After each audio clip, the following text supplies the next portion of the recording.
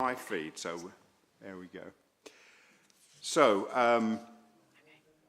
item 5 is land at Hall Farm, Stanfield Road, Wymondham, Windham, Norfolk. Ask Michael if you'd care to do your presentation on this, please. Thank you. Thank you, Chairman. The slides showing.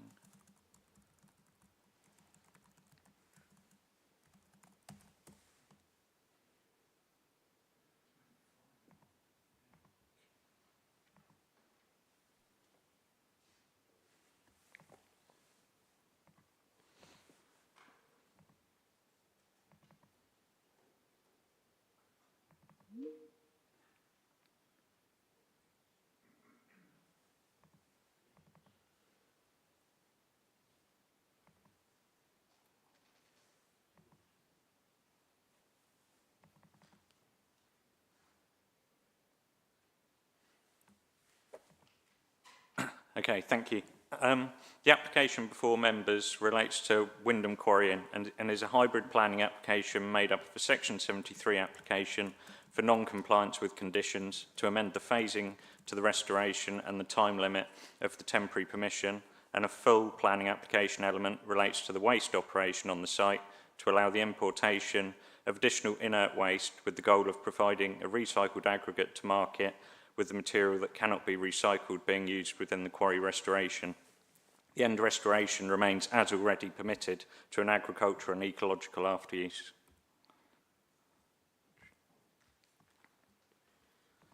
The parent permission to which the application relates permitted the extraction of 600,000 tonnes of sand and gravel at the site over a 12-year period until the 30th of March 2026, with restoration to an agricultural and ecological after-use. The new application seeks to extend the period to restoration by a further 6 years to the 30th of March 2031. It must be noted that the application is a departure from the Norfolk Minerals and Waste Local Plan, Policy WP4, recycling or transfer of inert construction, demolition and excavation waste.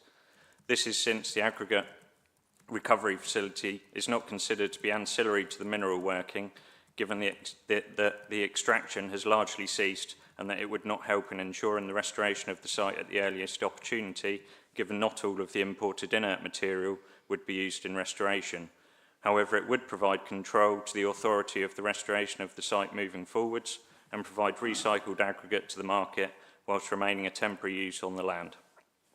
This slide shows the location of the quarry off Stanfield Road in close proximity to the A11 and the main centre of Windham.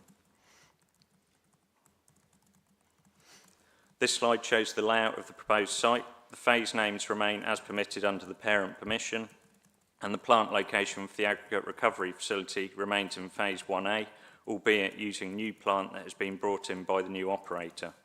The phases move from west to east, with phase 4A and 4B located across Bridge Road, which is to the bottom right of the screen, in a separate field which is intended to be restored first to ensure land comes back into agricultural use as quickly as possible. There is a large bund separating the now phase 2A and 2B west from phase 2A and 2B east, which demarks the operational plant area from the wider site. The application states that all the remaining mineral that was located in phase 4B was extracted in 2025, and the only remaining mineral is located in phase 3A of 15,000 tonnes. The following slides show how the site has changed since being in agricultural use prior to the permission and the rate of extraction in recent years. This slide shows the agricultural nature of the site back in 2006 with the petroleum plant immediately west of the site. This slide shows the state of the site in 2021, 7 years after permission was granted, and where we can see operations in phase 1 and 2 and work starting to progress to extract mineral in phase 3, but phase 4 remains completely unextracted. This slide shows that in between 2021 and 2023, significant extraction had taken place and extraction had commenced in phase 4 to the east across Bridge Road.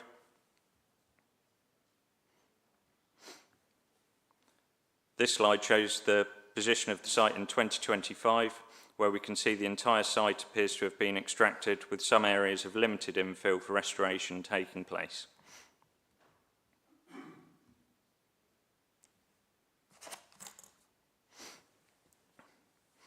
During consideration of the application, it became clear that the applicant, who was the original operator of the quarry, had ceased operations on site, and a new operator had been brought in by the landowner. The application was originally based on using the existing wash plant of the applicant to operate both mineral extraction and aggregate recovery facility, and that's the plant in the slide picture here. This plant was made up of a hopper, transfer conveyors, static rinser, mobile chief train, sand plant, stockpiling conveyors and a crusher. This plant was largely built to deal with extracted mineral to separate out sand and gravel extracted from the site, but is an older piece of plant that is now used by the current operator elsewhere.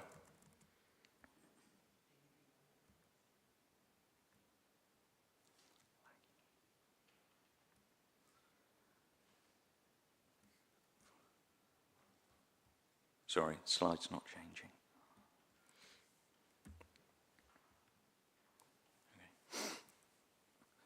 This slide shows in more detail the different grades of material being separated by the old plant.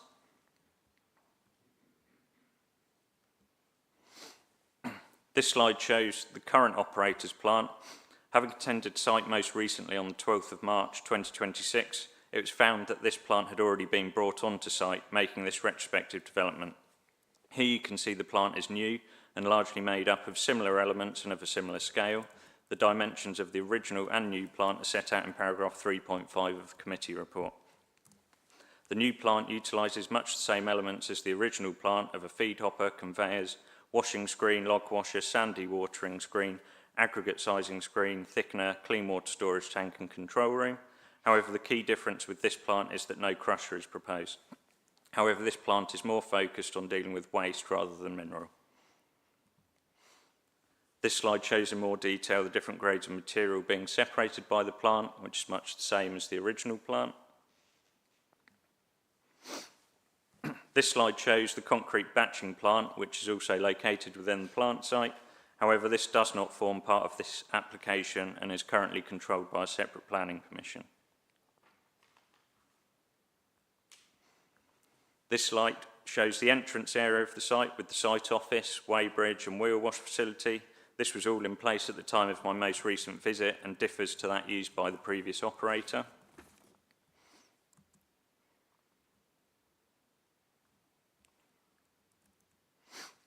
This slide shows the current state of phase 2, where some restoration has taken place.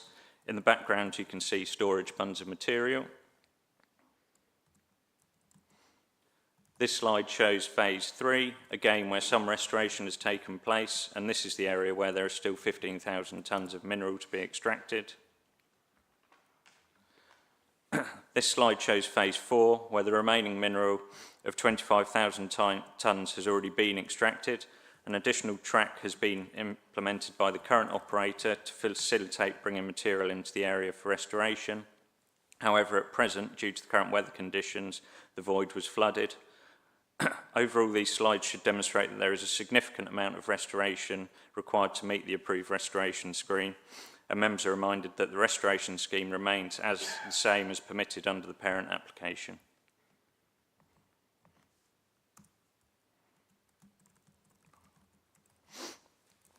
This slide shows the nearest noise-sensitive receptor at Hall Farm and Hall Farm cottages. This is some distance from the plant site area and is located to the north of phase 3 across agricultural land. This slide shows the site access and good visibility east and west along Stanfield Road. The Highway Authority are content with the figures posed by the application in terms of HGV movements, and it is accepted that the access onto the major road network is good in this location. The report set out some conditions that are recommended to be included in any decision granted to ensure we have control over the HGV movements from the site and quantity of material exported and extracted to help ensure the facility is acceptable in highways and amenity terms, as well as helping to control restoration given the departure from WP4. So to conclude, significant weight is given in the planning balance to the need for the site to be restored at the earliest opportunity in the spirit of the Minerals and Waste Local Plan.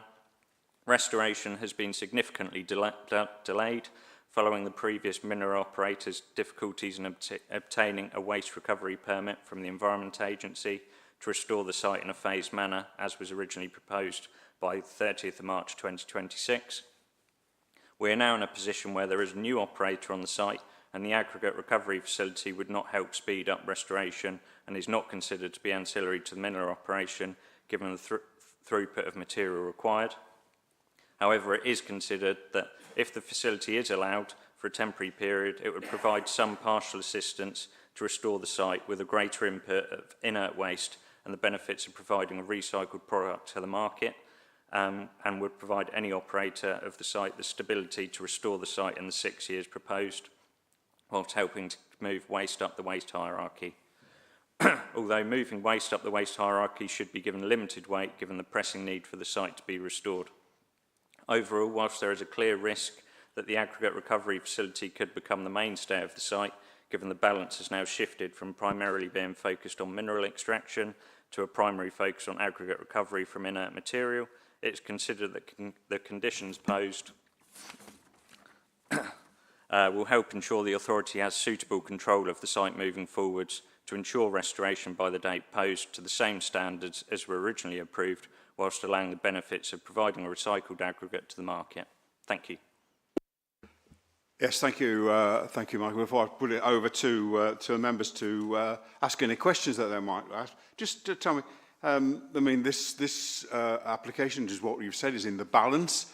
We know you've clearly articulated the elements that we should consider, but can you just give some clarity? When you're talking about the restoration up to March 31, could you tell me what input there will be to monitor that restoration? You know, just to make sure that we're all satisfied that appropriate monitoring is taking place. Thank you. Thank you. So we've got a number of conditions that would help us monitor the restoration of the site. So primarily we've conditioned the amount of material that can be imported to the 70,000 tonnes applied for. And we've also stipulated that 35,000 tonnes of that needs to remain on site to be used in the restoration of the site. So we would be monitoring compliance with those conditions when we do our quarterly monitoring visits, and they would give us the satisfaction that we can ensure that the site is restored in the time posed. Yes, thank you. It's the monitoring the bit that it's important that's continuing, so we know that we're not going to come in 31 asking for another extension type of thing. Members, have any questions for Michael, please? Brian. Thank you, Chair. Just a couple of questions, if I may. I wondered if any sort of realistic alternatives were considered if the ARF was refused, and could the site still be restored without the extended time frame? So that's the first question. Second question is that this seems to sort of represent a departure from policy WP4. So could the officers please restate why the ARF is considered acceptable despite not being ancillary to mineral extraction? Thank you. So the site would currently, as of yesterday, not benefit from planning permission, and we would have to potentially look at enforcement action to try and get restoration done under that permission if this permission weren't granted. That would likely be done through a completion notice served on the operator. There's also the benefit of both the applicant and the current operator being members of the Mineral Products Association that have a restoration guarantee as part of their membership. But yeah, it would be, given the state of the site at the moment and the amount of restoration that's still required, it would be difficult to get that to the same standard as would be achievable under this permission.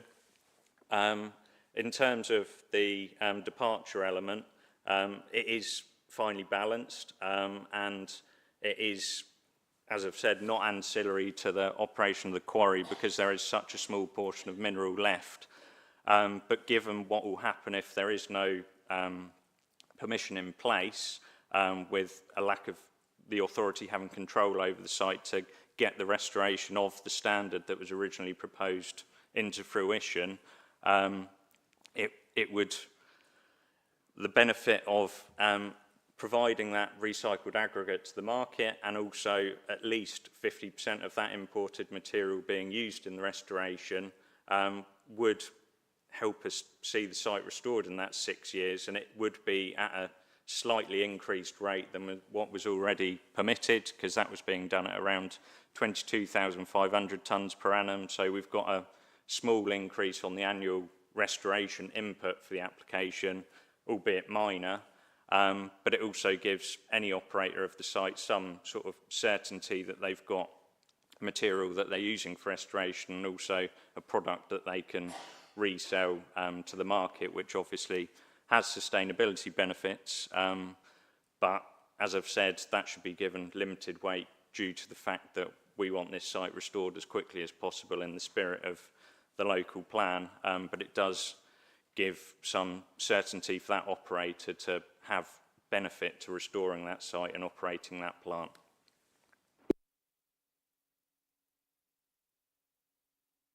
Okay, any further questions? Leslie. Thank you, Chairman. For condition number 12, it says that measures should be taken to prevent dust nuisance, etc., including spraying of road surfaces, plant areas and stockpiles. And then the policy documents are mentioned. Does it come within those policy documents as to how frequently, or do they do it once a year or once a week or daily, please? So it's not stipulated when they do it, it's essentially there. So if we turn up to site when we're monitoring the site and there is a problem with dust, we can enforce that they do that on a more regular basis to ensure that there isn't a problem with dust. But in terms of the waste operation itself, that's also controlled under the Environment Agency waste permit, who deal with the amenity, dust, pollution issues. And we've got to be certain that it's an acceptable use of land in that instance. But for the mineral application element of the scheme, where there's a small amount of material left, that would be controlled by that condition, and it would be for us to enforce against that as and when we monitor the site and as and when we get any third-party complaints. Any other questions to Michael? Did you? Sorry, I see you there, Mark. Chairman, sorry, Yes. sorry, Chairman. Just a point I suppose I should know anyway. When we use the word restore, we're talking about, obviously, are we talking about the same topsoil what was taken off that particular site going back to the topsoil what was to be topsoil going to the future? Because obviously moving soil about can bring all sorts of weed problems, an issue, nutrient problems and all sorts of things. I was just wondering if that was exactly the same what was there originally. That was all, Chairman. Yeah, so the topsoil to be used in restoration is retained on site, so that is sort of taken off as they're extracting, and then that's respread at a specific level across the entire site at the end of the proposal. But yeah, this is to a restoration of both ecological and agricultural after use, and then it would be subject to a 5-year aftercare plan once each phase of the restoration has been completed. Thank you, Brian. Thank you, Chairman. When any application is sort of finely balanced, or officers say they're finely balanced, I always look to the conditions and you know, because that really is what makes something which is unacceptable acceptable. And I note within them that there are 3 what are labelled as informatives. And I mean, as an example, informative number 2 is about protected species. Now, the law is the law. We shouldn't really have to point this out to applicants. They should know the law with regard to protected species and so on. And I just wonder, with putting them within the conditions part of the report, whether they're sort of being given weight that they probably shouldn't have, because we're not going to police whether or not they're dealing correctly with protected species on the site if they find them. And I'm almost guarantee that across that site, if I looked, I bet I could find something which is protected in one way, shape or the other, because every flying bird is protected for a start. And on that basis, I just wonder why they're there and you know, something that we can't police. There's a valid point. Yes, Michael. Yeah, so we use them there as a sort of aid memoir to the applicant and also for us as officers. But the protected species element, there's also the ecology reports that are conditioned within the permission going forwards, and there's also a condition in regards to protection of badgers when works take place in the bunded areas. So I think it's still controlled by the conditions. It's just there as a sort of reminder that there is other legislation that protects those species. Yeah, thank you, Chairman. That clarifies the reason for it being there. The law is the law. We shouldn't really have to reiterate it, but I get the reason why we do. Thank you. Thank you. Are there any more questions of Michael? Before I open it up for your general thoughts on this application before we go to any voting on this.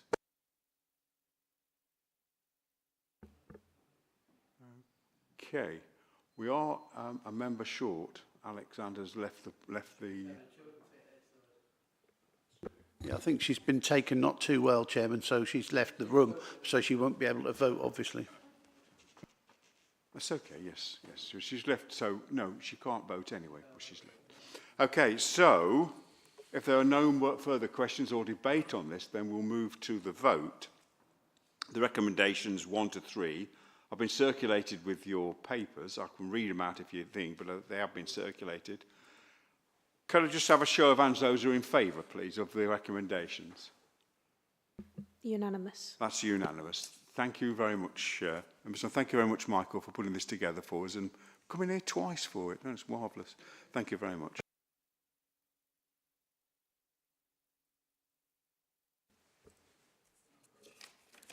Okay, so we're moving on to the next item, which are these next 3 items really are just are to note and for information. The first one, item number 6, is land off Crabapple Lane. Who's going to speak to that? That's myself. Yeah. Yes, okay. Turn the microphone on.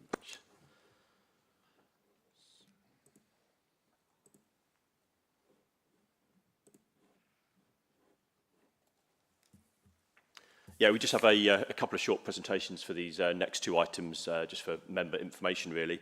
So hopefully members recall this application, which was heard by this committee in May 2024.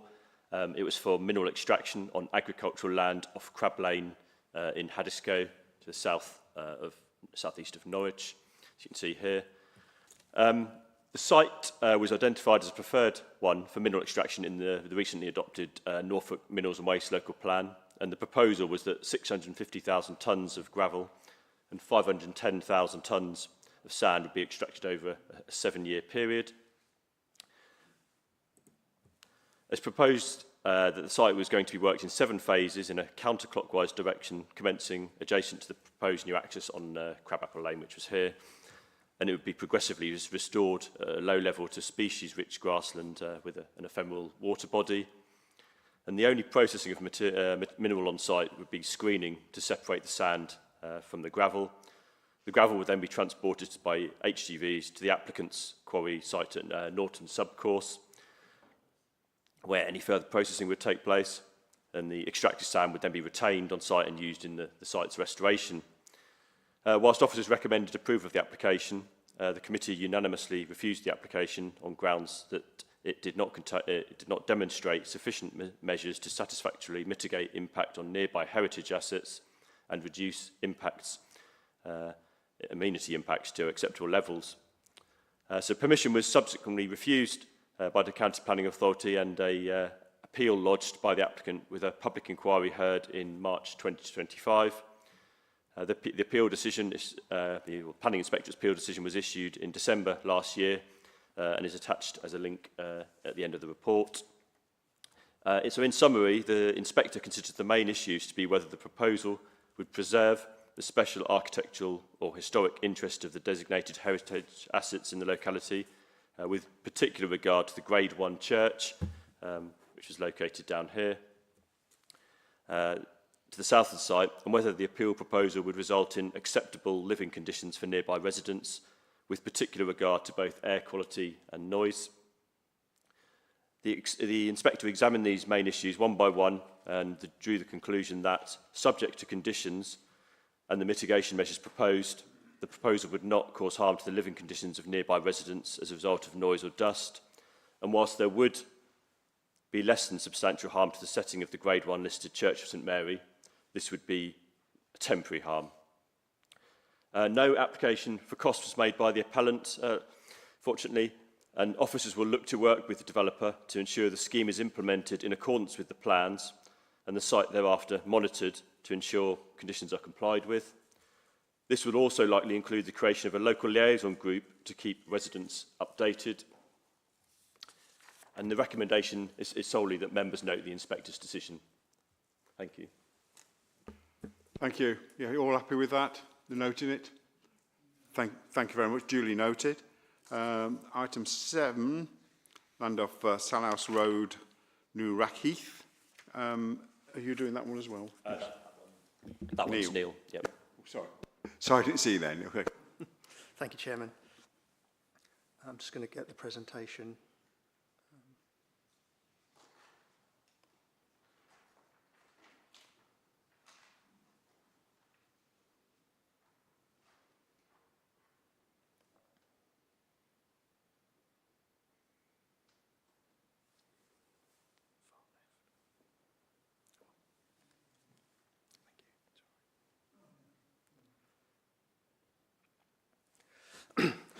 Good morning, everybody. The purpose of the report is to inform members of the decision reached by the Planning Inspectorate on 2 appeals that relate to the same site on Salhouse Road, Rackheath, Norwich. There are no updates to the reports or amendments since its publication.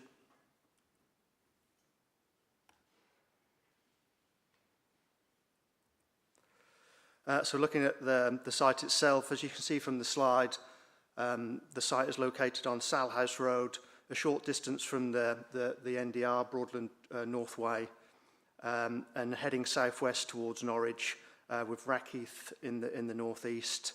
As you can also see, the site is relatively small at 0.3 hectares and is very visible from the highway.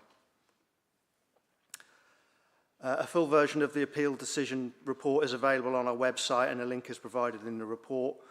But in short, both appeals were submitted by the site operator.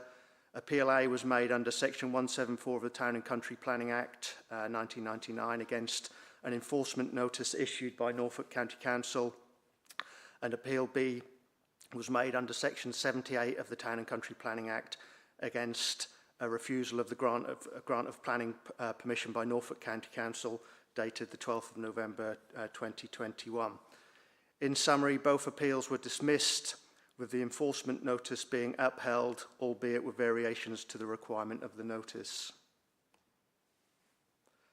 So if I start with Appeal B, following an initial investigation by the Monitoring and Control team, the site operator chose to submit a retrospective planning application to regularise their on-site operations.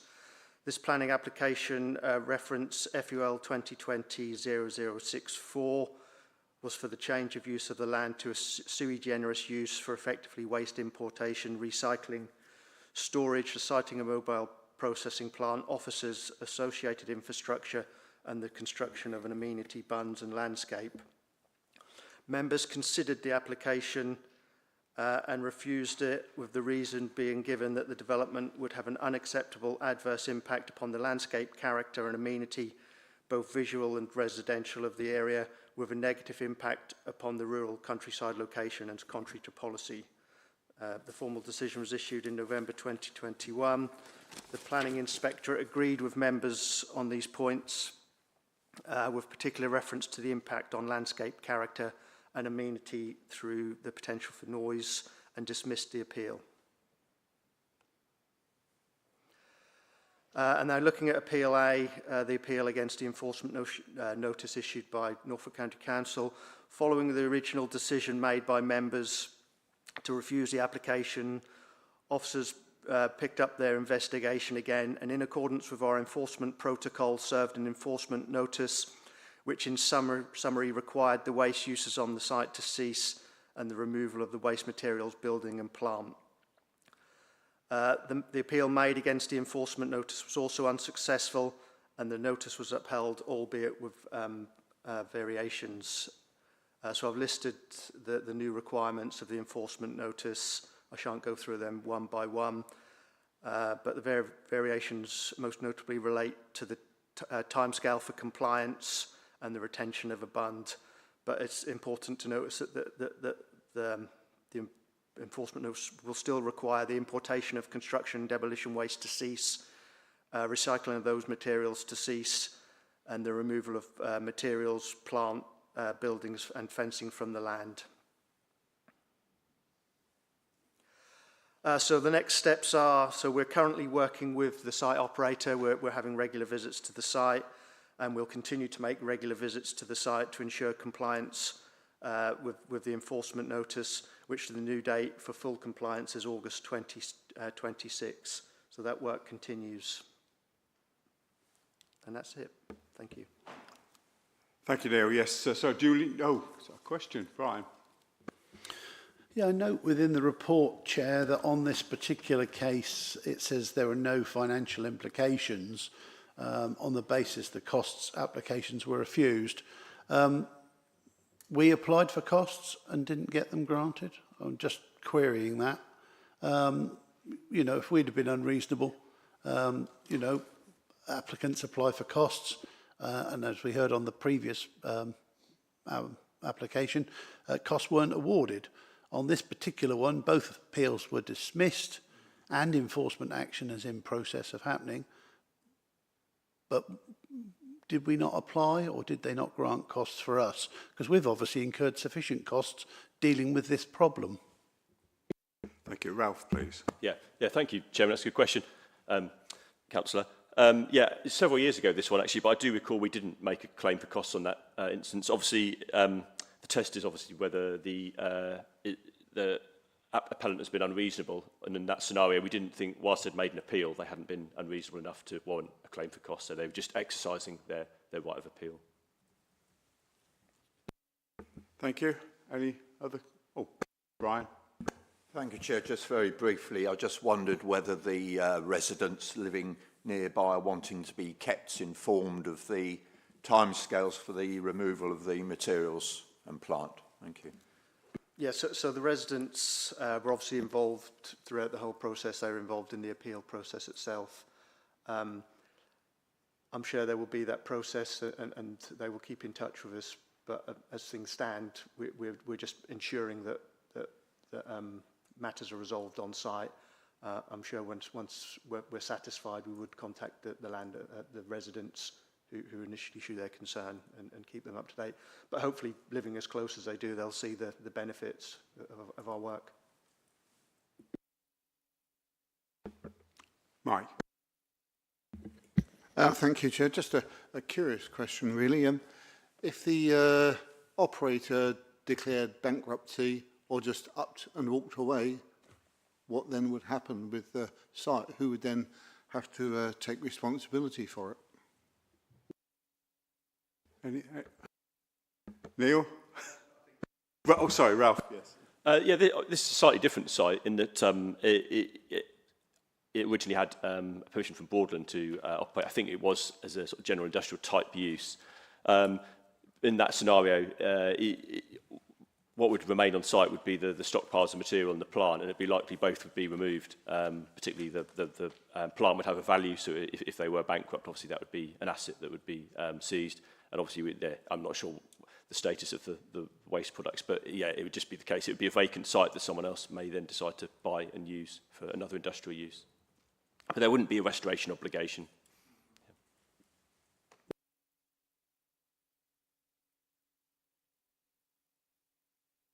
Thank you very much. Item 8 is an information item which has been circulated to you. There's nothing to add to that. So that's just really for noting that that's been circulated. Are you all happy with that? Yeah. Okay, thank you very much. Just before we close, I would just like to spend just a few moments thanking members and officers for helping our communities understand the planning applications that have come through and the applicants themselves, and to make sure that we've done as fairly as possible throughout the whole process. Particularly the officers have had to put up a lot with people like me, asking questions and things like that. Sometimes you think, well, why don't you know all this? Well, we're just lay people trying to do our best for our communities. So I just wanted it to be recorded, our deep thanks to and Holly has been very, very patient with everybody. I mean, you bless. So I just wanted it to be noted in the minutes that this was put forward. Okay, anything else? Nobody? Okay. Oh, sorry, Mike. I'd just like to say, I think I'll probably speak for most members of the planning committee, is it might seem strange, but planning is actually quite an enjoyable process. So we get to see all sorts of interesting things. And I think all of us here are here for a reason. And the reason is we are very interested in the county, in planning, and all of the associated bits and pieces with it. And I've certainly always enjoyed my time on planning. And Brian and I have variously shared chair and deputy chair between us at various times over the years. It's always been tremendous and enjoyable fun, if it can be put that way. I think it underpins it all that we care, and I think that's why we're here. And I think that's goes through by the level of debate that we've had over the years, some testing applications. I just thought it was this is our last one for this one. I just thought it was relevant for us to make that point, and and if you could echo these reports to your colleagues and things like that, to make sure that they all know, and that Peter receives our best thoughts for the thing that he's dealing with. So thank you very much all, and I'll declare the meeting closed. Thank you.